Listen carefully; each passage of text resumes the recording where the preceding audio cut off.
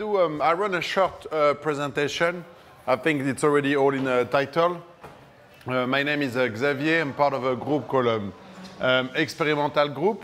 And what I'm going to do is just present briefly the operation we have in Europe and outside of Europe. And then I'll take a few examples of people that worked for us, how they became, what they did from their career, from becoming to just a barback, a bartender, to maybe being like a bar owner or having a different position.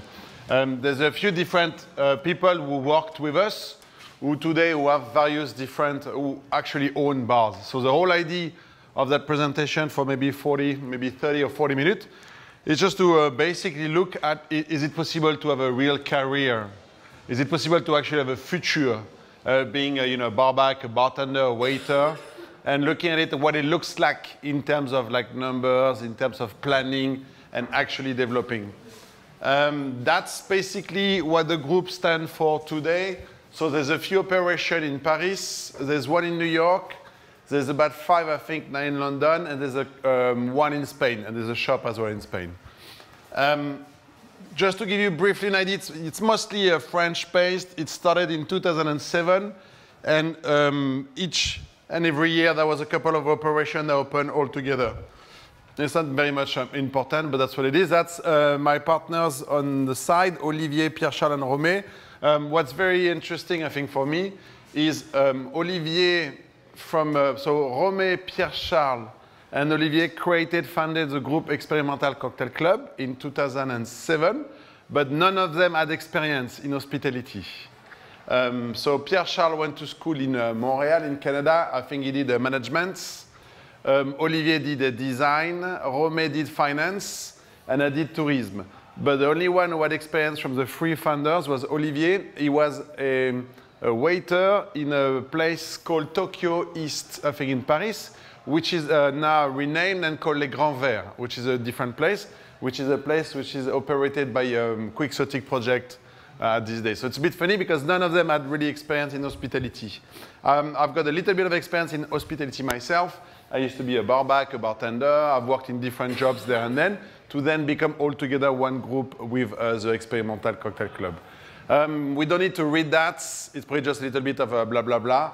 Basically, it's just what we believe in terms of quality. If you come to the bars we operate, we really believe in terms of products. So you won't see every time all the big brands, that you may see a bit everywhere. It's mostly in a desire to really cater the product and the offer to make it really special, really different. That's the reason why. Everywhere where we open a place, we always try to really go the extra mile and do something very, very carefully. In growth as well, it's good and it's bad. That means we're growing as a group.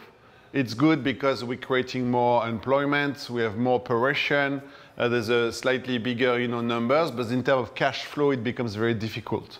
Just because when you're in expansion, if you build an hotel that costs 5 million quid, it takes time to recover the money, but you still need to pay the staff and the suppliers, which can be pretty tricky from time to time. Now, what does that look like? That's Paris Experimental Cocktail Club that was opened in 2007. There's another cocktail bar called Prescription Cocktail Club. The ballroom is more of a nightclub, more of a late venue. Night Flight is a hotel bar. Beauchaumont is a restaurant, and the Beef Club, as it says, is a beef restaurant. There's also the Fish Club, which is a fish restaurant. It's very original. There's Balagan as well, which is a restaurant near Place Vendôme. A wine bar, Compagnie de Vins Naturels, and there's a couple of hotels. There's a Grand Pigalle Hotel, which is about 35 bedrooms, I think. And the Hotel Grand Boulevard, which is not open yet, which is opening probably this winter. And it's about, I don't know if it's 50 or 100, I never remember. I think it's about 100 rooms, or 50. I mean, it's more than the Grand Pigalle. There's operation in London. There's Experimental Cocktail Club in Chinatown. There's Joy Bordel in Shoreditch, small wine bar in Covent Garden. There's an 18-bedroom hotel, Henrietta Hotel. There's a members club as well, and there's a Little Book. So the operation are very much, focused, used to be focused as cocktail bars. Now it's turned into wine bar and hotels as well. So it's a little bit different. There's a place in Ibiza, Experimental Beach, and there's a wine bar in New York. We, as entrepreneur business, I'm sure it will happen if it hasn't happened to you before. Sometimes you also have to give yourself room for mistakes. Mistakes may be not the best way to describe it, but you learn from your mistake. These are three operations we open, we run, and we sold or we shut down after a while just because, you know, it wasn't, you know, turning a profit or because it was asking for too much investment in terms of time and money. So the better solution was to basically sell the place, hence why they are no longer part of the group. To give you a rough idea, it's about 44 employees. In Paris, at the moment in Paris, there's about 150 employees that will turn to 190 by the end of the year with the Grand Boulevard Hotel. In London, there's 88 employees. In New York, there's 14. In Ibiza, there's 52. And all of that is mostly employees in restaurants, bars, and hotels. And there's two offices, which is mostly like the paperwork, the administration. There's an office in Paris with about 30 employees and an office in London with 5 employees. So the back office basically makes everything else works around. The job the management does, we basically do, most of the managers are in a position in which they are in what we call operational, so they work, they don't just like stay on a desk or in an office. They actually either run the bar, work behind the bar, they do like shift as bartenders, they do shift on the floor. We truly believe that for the manager to be very much always on it, it has to be something, the position on the floor. We rarely see managers just spending like 5 days in the office. It doesn't really work with us. It's to give you a rough idea of basically, for example, if we take one operation, this one is in London, the Experimental Cocktail Club Chinatown.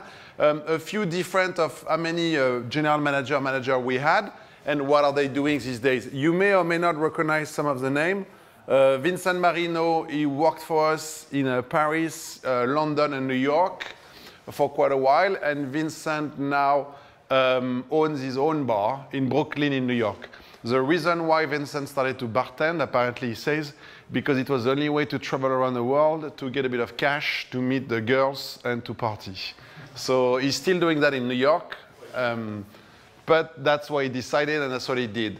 Nico Desoto, some of you may be familiar with him. Nico used to work for us in Paris, London, and New York. He owns now 2 bars. He's got a bar in New York, Mace, I think, and a bar in Paris, which is Danico. Alex Carlen has worked with us as a bartender, assistant manager, and general manager. We also very much believe in the growth within the company. So that means that, yes, as every operator globally, you always recruit outside. But if it's possible, the recruitment of outside is, I wouldn't say the last minute, but if we can't promote within the company, we will. Of course, because there's a growth and you open new bars, new restaurants, yes, you need to bring more people from the outside. It's also good because it's a fresh view, it's fresh blood, it helps a lot. But we very much believe at people, for example, I'll talk about a case later on. Wilson started with us as a barback, he's now the general manager. So it's like very much a philosophy we believe in. Thor Bergquist, used to work for us in London and New York. Now he owns a bar in Australia, PS40, I think the name is. We had also a German manager. We have actually a few German people working for us. Coco used to work as well in London and New York for us. He represents the brand Hendrix Gin in Germany. And Wilson is the actual general manager. Wilson, which has been with us for about now 7 years. So that's basically, I wouldn't say it's the average parkour, but that's a rough idea of what bartenders, you know, Monica was saying earlier on, you know, you bartend, you start as barback, you become a bartender, then you go as a head bartender. You go to different positions. Some people are very happy, as you know, we have barbacks who work with us who have been barback for like 3, 4, 5, 6, 7 years. There's nothing wrong with it. We have people who are bar manager, head bartender. Everyone has a position, and everyone goes basically wherever they want to. However, what's very interesting within our arena is a lot of people who worked with follow the same route, which is basically operating a few bars. For example, Nico used to work at the China Club in Paris. He opened a Mama Shelter. Then the Experimental Cocktail Club he worked, a Dram in New York, I think Brooklyn, 69 Colebrook, Happiness Forget, ECC Chinatown as well. Then from bartender, he turned into a manager. And I think he worked as a manager at the ECC Chinatown, London, and at the bar we had in New York as well. So basically, he went bartender, bar manager, and boom, opened his bars. So he's got 2 bars now. So I call that ECC alumnus, but it's very interesting to see like a lot of these guys who worked with us are now like people we still maybe not directly work with, but people we still see and meet every day. And we do a few of the, not Throwback Thursday, but we remember the past because these guys came on an adventure with us for quite a while. So that's Vincent Moreno. So he worked a bit in Sydney, then in Barcelona, then in Montreal, so hence why he wanted to travel to get a bit of cash. I think he studied something that had nothing to do with bartending, of course. He was from originally, I think, the south of France, Cannes. Then he worked for us at the ECC, worked at the London, at the Paris operation, in the New York operation. He owns Lucy Rouge in Brooklyn now, and I think that's just about to open a second operation. That pretty face, I'm sure you may have seen it before, you recognized again. It's again one of the chaps that used to work with us in the past. Sullivan did the Murano in Paris, Hôtel Édouard, Experimental Cocktail Club, Prescription Cocktail Club. So he did the 4 operations of the group, no 3, and the ballroom of the Beef Club. He worked at the Sherry Butt for quite a while as well. He worked in Australia as well. And then now he owns 2 bars in Paris, which are Le Syndicat and La Commune. So again, when you have people that worked with you for the group for quite a while, and when you see them leaving the group and really becoming basically, you know, what they aspire to become, it's extremely encouraging. It's pretty cool actually to see that most of the people you worked with have really gone to where they wanted to go. And if you go to Paris today or London, like a few of the bars you walk in, the owner is actually someone that used to work for the group a while back. It's a very good example. It's Karina on the right, and it's Emily, I think, on the left. I think Karina was the first employee, like from when my partners opened Experimental Cocktail Club in Paris. They've opened, so the 3 of them, they created the group in 2007. And I think they waited for a while before to recruit a bartender, because when you open your own bar, often you have to work behind your own bar for quite a while. Then when the cash comes in, you can start to recruit people. So Karina was the first bartender recruited, I think in 2007 for Paris. But again, you look at the parcours, you know, the traveling she's done. So she's worked, she's originally from Colombia, so of course, she used to work for a fun company, so it's got nothing to do with the bar industry. Worked for a fun company in Colombia, then she worked in a dive bar in Medellin. Then in La Tour d'Argent, she's done, I think, some of the roles. She was, you know, either Madame Pipi or on the floor, the restaurant, the assistant manager, I think a bit of everything. Then she worked in a Colombian restaurant in Paris. Then in 2006, I think she worked in 3, 4 different places. Not the one after the other one, but all together. So she used to do a shift there, shift there, shift there, just because she needed some money to pay for her study, to pay for her school. So again, that shows you what, when you want to achieve something, if you put a goal up there, it's doable. Then in 2007, she did Le Caveau Montpensier in Paris, and then she moved to Experimental Cocktail Club for 3 years. And it's funny, because then people tend to take different routes. Emily, for example, Emily gone traveling to Asia, I think Bali, and then maybe Hong Kong. We saw her in London, she just got back because her husband just opened Serge et Le Phoque, a restaurant in London. And Emily is a florist now. So she do flowers, you know, and everything. She doesn't work behind the bar anymore. But she started with Karina. And Karina, what's very interesting again, is that today Karina is one of the owners of the Quixotic group. If you don't know the group, well, maybe you've been under a rock for a little while.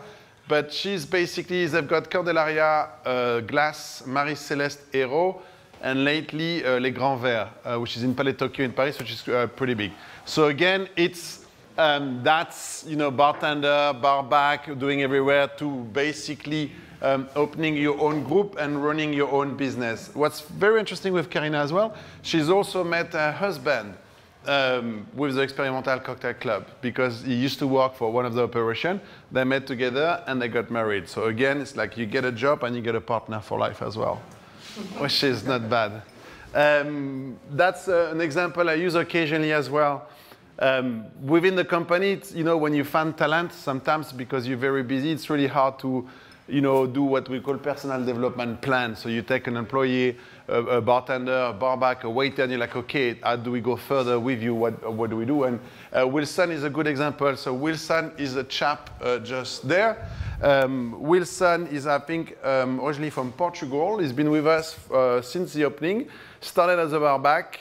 And again, when Monica was saying earlier on, people don't want to they don't have the patience to wait anymore. You wait, you're a barback, you're a bartender, then you wait, you take your, basically you have to make your proof a little bit, then become a manager and so on. I think it's a typical parkour. In a way, Wilson started as a barback, a couple of years, bartender, a couple of years, assistant manager, then he's a general manager of an operation in London now, which probably pack a record night on a Friday night, Saturday night for about maybe, 12, 15, 16,000 pounds per night, with like about 2-3 bartenders upstairs, 2-3 bartenders on 2 levels. It's a capacity of 100, and it's 90% of sale of cocktails. There's no wine, it's purely cocktail and champagne and beers, but not many beers. And so Wilson's seen really every different level from all the operation, which is quite interesting. Wilson was supposed to be with me today to talk about it himself, but he had a little familial issue to deal with, and that's why he stayed behind. We don't just do or concentrate on cocktails, we also try to grow with our guests, our consumer. And that's a good example as well, Julia. We have cocktails, of course, but we do wine as well. We like wine as we like cocktails. It's just 2 different ways to drink, a drinking experience. Julia started with us in 2013. I think she's a very good example as well. She used to do during the summer, just like a few shifts there and then in Paris at the Compagnie des Vins Surnaturels, a small wine bar we have. Then she moved to London, because again, if you work for a small independent group, if there's like operation across the globe, it's much easier to shift, to say, look, I'd like to go to Ibiza for a season. Can I do Paris for like maybe 1 year, London for 2 years? New York is a bit more difficult, but for example, Nico and Vincent, we had part of the organization, they'll go to New York and we'll take care with them of the visa paperwork as well as managers. So there are always opportunities to travel so on in Europe. Julia did Compagnie des Vins Surnaturels in London. She was a general manager. Then in 2015, she was like, okay, I need something else. I'm starting to get a little bit like itchy. What can we do? So we put it for a little while as a F&B manager, like to try to manage all the brands, the work we do with brands in the UK. That didn't, funny enough, again, that didn't work so well. It was okay, but it wasn't something she was so maybe passionate about. So we realized that was maybe something she could do in Ibiza. So then she was sent to Ibiza. She wanted to go to Ibiza. She did 1 season as an assistant manager.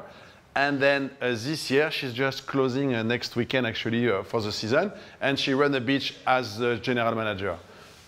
Again, the season stops. So you have an employee that knows the companies. They've done a lot of different kind of job within the company. So she's coming to Paris, and she's going to manage the opening of the Grand Boulevard in Paris in terms of F&B. So, the wine list, what we're going to put in terms of the mini bars and all of that. She's going to work on that. But again, it's taking someone and trying to find the talent within the company and try to grow that talent within the company.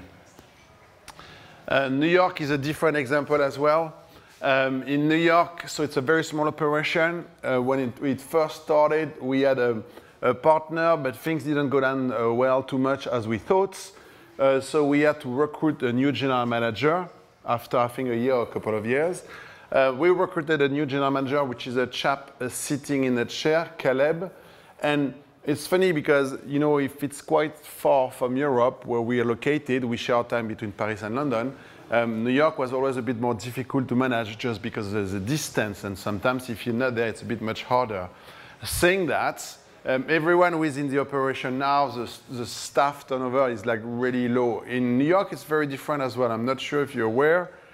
In the US, a lot of bartenders get paid by tips. So you'll pick up a new job in a new bar. You'll get your tips in, And as soon as the bar is packed, it's brand new, so everyone loves it, everyone is very excited, and then suddenly, maybe the bar slows down a little bit, so you don't get as much tips as you used to get because the bar is not new anymore, it's not cool anymore. So very often bartenders shift from bars to bars, or they will do 2 shifts here, 3 shifts here, or they'll do the Friday and the Saturday here because the tips are good. So it's a tricky kind of a market just because of the system, and the system goes with basically tips. So the payments are really low, but the tips are what is going to pay your bill. So it's a bit tricky in terms of to consolidate the team and get staff to stay fidel to the place. But that's very cool because, so we have Eric. Eric Boiler is the head chef. He's been with us since 2015. And he's also a partner now because what happened in New York is Caleb and Eric used to work at 11 Madison Park. They came on board. After a while, we did a bit of run. They run the place very well, so they became from manager to partners as well, which I suppose is the next step, next level. If you go from bar back to head bartender, bar manager, general manager, either you then become a bar owner or you become a partner, if that's what you want to go. But that shows that it's possible. Fabien Suquet was a sommelier in New York, so it's again an example of, he used to work with us in Paris. He's gone to New York to open the place as well a little bit, and then he came back to Paris at the moment. Kaipo has been with us, is one of the waiters, been with us for 2 years, I think 2 or 3 years. There's something else we see in New York as well with Theo. Theo used to work as a cocktail bartender in New York.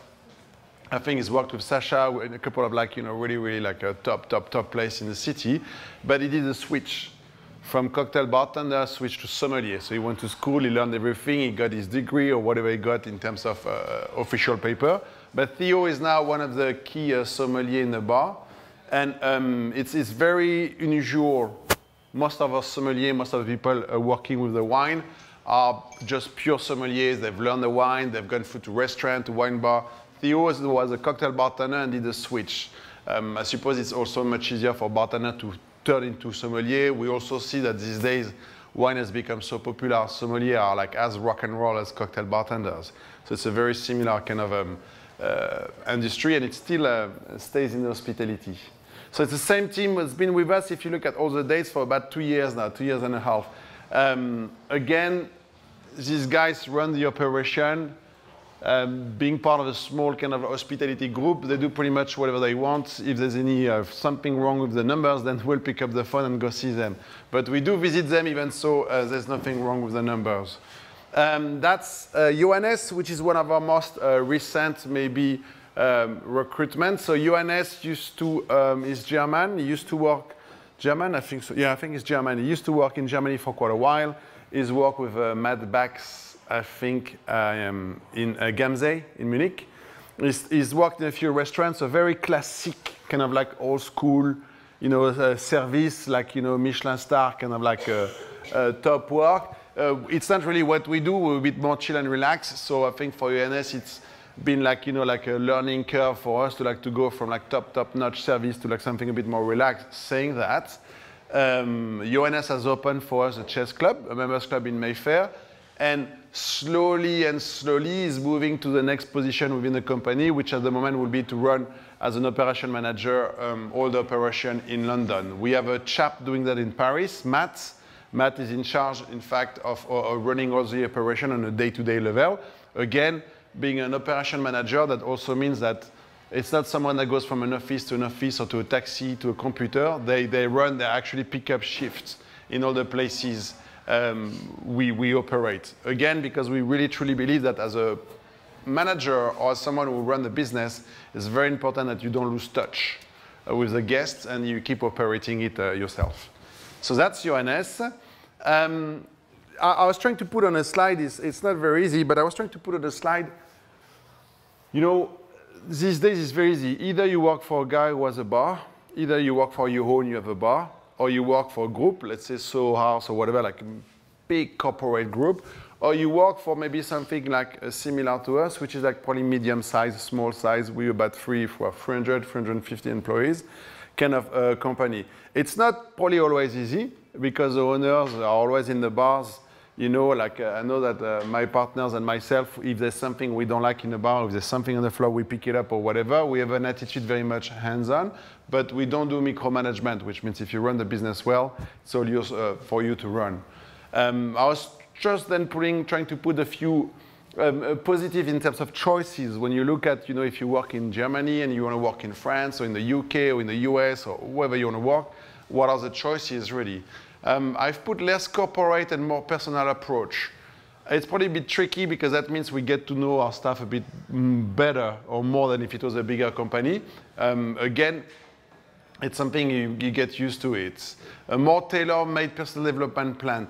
That's probably very much so if the individual is very driven and says, look, if someone comes to us and says, I'd like to do 1 year in London, 1 year like in Spain, 1 year in different operation, again, that's things that we can turn around and say, okay, no problem. What's your skills? What do you want to develop? And you can come on board and travel a little bit.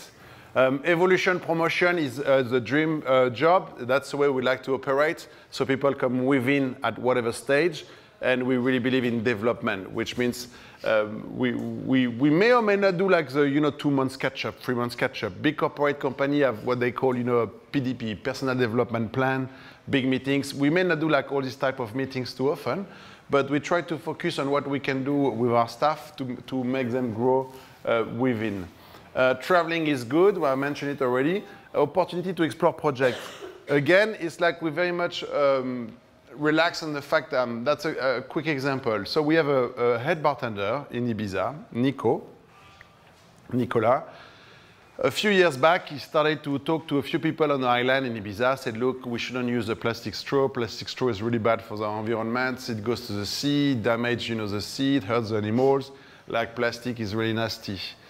We can't really do metal. Metal, people will steal them, or on your teeth, sometimes it's not ideal, but we need to find a solution. So he started working with a couple of organizations in Ibiza and in New York, and they found that PLA, which is a corn-based material, and they've ordered like basically straw made under like, extremely precise license, with organic grown corn, like anyway, so it's biodegradable straw, which means if they fall in the sea within like 1 week, they're biodegradable. But if they are in town, like in Berlin or in London, they take much longer, maybe a month, 2 months, or 3 months. You throw them with the bins. The good thing is, well, you don't use plastic anymore.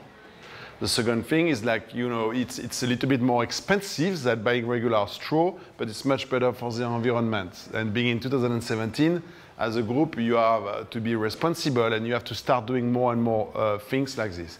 So Nico started that in Ibiza. This year, we run a plan. We try to run it, to extend it to the 20 operation in France, America, and the UK. So it's tricky because that means you have to stop buying straw from everywhere you buy them. Then you have to ship them from like wherever you get them done to each bars. It costs more money than what you had, but it's something that was started by Nico. And today, Nico is pretty happy that we've actually adopted that in terms of the whole group. So again, it's I don't know if you could do that in every single big group you work with, but in a group of the size that we are, we really try to motivate people to come up with things. The next thing we're going to try to do, but it's going to be very hard, and I don't know who's going to do that one, it's bulbs. We're going to look at all the bulbs we have across the whole group in the hotels, the restaurant, and try to find what's the best way to basically go easy on energy, heat, and all of that. So it's tricky, but it's all things that are started within the company by people who work for us who wants to go through that. Empower to take decision as a manager often as well. It's great when the manager is doing well, but when the manager or the bartender is not doing well, it's also important to give a bit of leeway, so there's always room to make mistakes. Well, there's some mistakes we don't really want to see done, really, but there's always room for mistakes to be done. Flexibility in the work, I think, again, it depends. We have people at the moment, so one of our general manager at the moment, she's going back to school, she's doing an MBA, so she needs like a few days and nights, so we're going to recruit someone else who's going to take over the position. She'll step back, but she's pretty flexible. We're flexible, so we'll find someone, and then she'll stop working whenever. It's again being able not to be just on a contract and says, okay, you have to work for 2 weeks and that's it. So it's a bit more like giving a little bit more of a relaxed approach, really, like as long as there's no issue with it. The door is always open to senior management. It depends. I think it's one of these things, like, of course, if you're going to contact one of the owners and say, oh, yeah, we should talk, you know, like, and you're a barback or a bartender or a chef or whatever there's a route to respect, and I think it's very important. We want the team to like go through the manager first, discuss with the managers. We try not to get involved too much on that level, just in terms to respecting what the manager and the way they're operating the business really. Hence why I was saying earlier on, we try not to do too much micromanagement. Work isn't always limited to the bar. We do a lot of like different operations. So we did a freeze art fair in London at the moment. So you can work in the bar, but if you're a bit tired of it at some stage, you're like, look, I know we do a pop-up in the winter in a ski resort or somewhere else. There's a capacity to go outside of the bars themselves and to work on different operations. So that's kind of the capacity. I didn't put a slide on basically, what is wrong or what is bad to work for a small group like us, because there's nothing wrong with it. Everything is good about it. So there's no slide for that. It gives you a rough idea, like not on a constant basis, but like with new operation coming up, always, it's roughly what we're recruiting. Not like every day we recruit that amount of staff, but that's basically moving on with like a couple of new opening every year. That's what we need to get. So at the moment, we're searching for mostly chefs in Paris. We also have a late bar that is looking for a bar manager and for bartenders. There's a new opening in winter in 2000. So we're opening a new hotel. I'll show you a short movie of what it looks like at the moment. But it's going to be 50 staff from like Monday to Tuesday. So we're going to have a team of 50 people. I think it's 100 rooms. Never remember if it's 100 or 50. I think it's 100. But we're going to need anyone. We've got a chef already.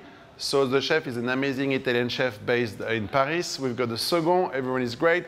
Now we need to build a team. There's 2 bars. There's like a big island bar outside in a veranda, and there's a smaller cocktail bar on the left inside as well. We're recruiting sommelier and waiters in New York. London, it's going to be bar managers and bartenders for late cocktail bars as well. Always recruiting for the members club. And in Spain, well, the season stops this weekend, but we reopen next year in April.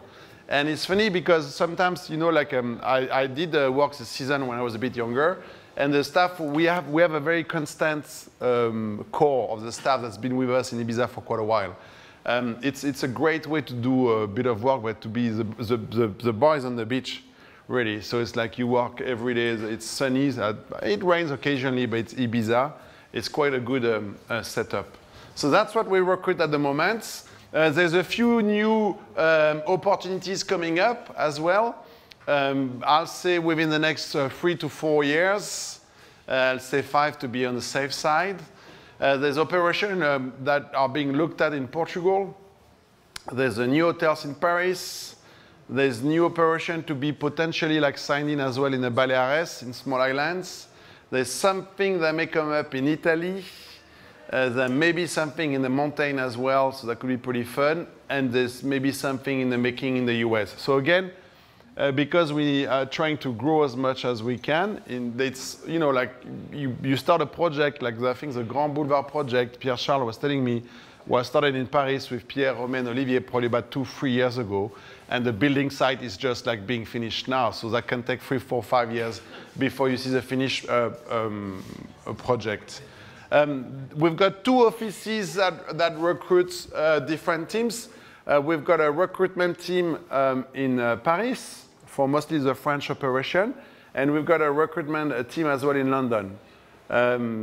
Basically, whenever you send your CV to that, you'll have someone that will answer to you and say, okay, come for an interview, come say hi. We tend to reply to everyone, even if CVs are not like that of any interest for us. Or I was talking to, when Jörg Meyer posted that thing there, that I received a couple of CVs, and people were like, look, I'm in Hong Kong, but I can move tomorrow. I'm like, okay, it's cool, but like maybe it's better, like people make the effort to travel sometimes to look at the operation before they say, look, I'm moving from Hong Kong tomorrow for a job in your company. I'm just going to show you like a quick short movie of the hotel, if I can manage to maybe.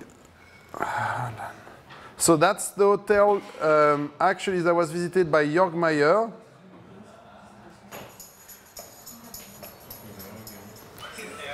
So that's Pierre Charles, one of my partners. Ça, c'est les grands boulevards. Ah, c'est celui qui... Ouais, à côté du Rex. Ouais, ouais, ouais. And it's opening next month, huh? There's a big island bar here.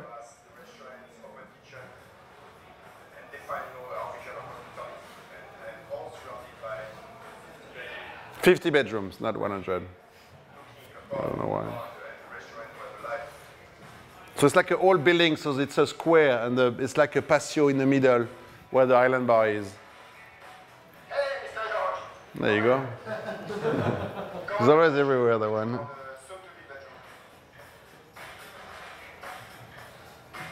And why going to the hotels as well? I think hospitality is a very wide term. I think bars, restaurants are great, but the hotel is very much, the guests come in, it's like his house, like he comes, stays with you. So there's very much of a very different feeling in terms of hospitality, I think.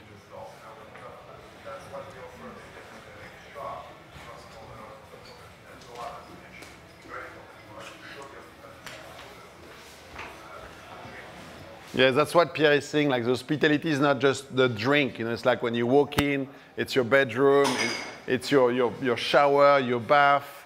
It's every single little details of your experience, really.